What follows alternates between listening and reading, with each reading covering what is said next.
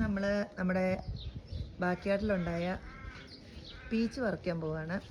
ഞങ്ങൾ ആദ്യം കുറേ ട്രിപ്പൊക്കെ പറിച്ചായിരുന്നു, പക്ഷേ ഇനിയും പറിക്കാനുണ്ട്. അപ്പോൾ ഞങ്ങൾ അത് പറിക്കാൻ പോവുകയാണ്.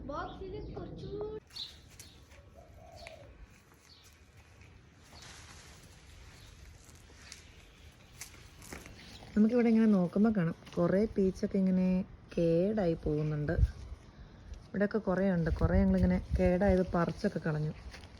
എന്തോ ഇങ്ങനെ കേടായി എന്തോ ഒരു കോട്ടിങ് പോലെയൊക്കെ വന്ന് കുറേ പീച്ചുകൾ ഇങ്ങനെ കേടായി പോകും.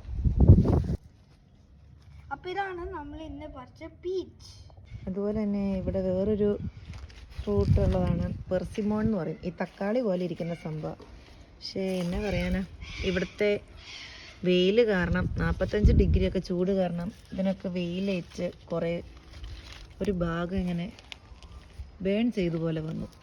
ഇഷ്ടംപോലെ ഉണ്ടായിരുന്നു. വെയിൽ കാരണവും പിന്നെ ഒത്തിരി ഉണ്ടായതുകൊണ്ടും എല്ലാം ചാടിപ്പോവുക ചെയ്തത്. ഇഷ്ടം പോലെ നല്ലപോലെ വെയിലേറ്റ് എല്ലാം അങ്ങ് കരിഞ്ഞ പോലെയായിപ്പോയി. ഇപ്പം ഇതെങ്ങനെ ഉണ്ടാകുമെന്നൊന്നും അറിയത്തില്ല. ഇവിടുത്തെ ക്ലൈമറ്റ് ഇങ്ങനെ നോക്കി നിൽക്കുമ്പോൾ മാറിപ്പോകുന്നുണ്ടേ. അതുപോലെ ഞങ്ങളിപ്പോൾ പുതിയതായിട്ട് മേടിച്ച് നട്ടതായിരുന്നു ബ്ലൂബെറി. വെയിലത്ത് കരിഞ്ഞു പോയി. നമ്മളിങ്ങനെ എടുത്ത് ഇങ്ങനെ പൊടിക്കുമ്പോൾ പൊടിഞ്ഞ പോലെ വരും. ഇവിടുത്തെ വെയിലിൻ്റെ കാഠിന്യമാണിത്.